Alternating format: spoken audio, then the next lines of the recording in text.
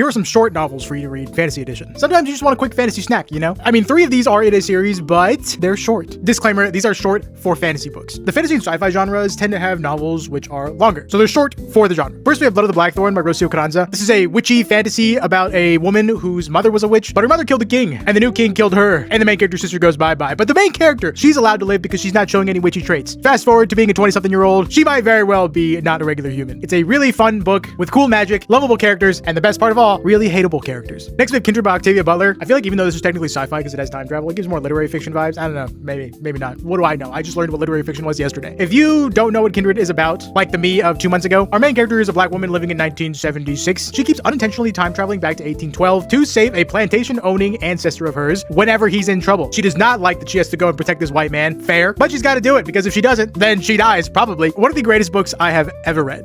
Not even joking. And I don't even know how to explain why this is so good. You'll know it when you read it. Next, we have The Stars Too Fondly by Emily Hamilton. This is a sapphic sci-fi that takes place a few years into the future. Humanity was supposed to go to Alpha Centauri B, but on the day of the launch, the entire crew goes missing inside the ship. 20 years later, our main character, a friend group of a bunch of PhDs, decide to break into that ship that was left alone because nobody wanted to go touch it. They're afraid it's haunted, and investigate and see if they can figure out what happened for themselves. When they get in there, the ship takes off, and an AI hologram of the baddie who captained the ship appears out of thin air. Our main character has to figure out how the hell to get back home, where the hell all these people on the ship went, and does she have feelings for this hologram? Next, we have The Cruel Prince by Holly Black. If you have not read The Cruel Prince, just do it, dude. Like, what are we doing? This is Fantasy 101 right now, okay? I'm not even gonna explain this to you. If there's an intro to fantasy, this is it. Go read it. Do your homework. Do your due duty. I don't know if due duty is a phrase. Did I use that right? I don't know. I hope so. If you are in the mood for a lit RPG, definitely check out Apocalypse Assassin by J.J. Thorne. Very short book. I literally read it in one sitting, and this is the only book I've ever read in one sitting in my adult life. Our main character, Claire, her entire family was killed when the system came to Earth. She goes to an orphanage, but at that orphanage, what she didn't know, and none of the other orphans knew, is that they decide to test an experiment on kids to see if they could forcefully make them adopt a skill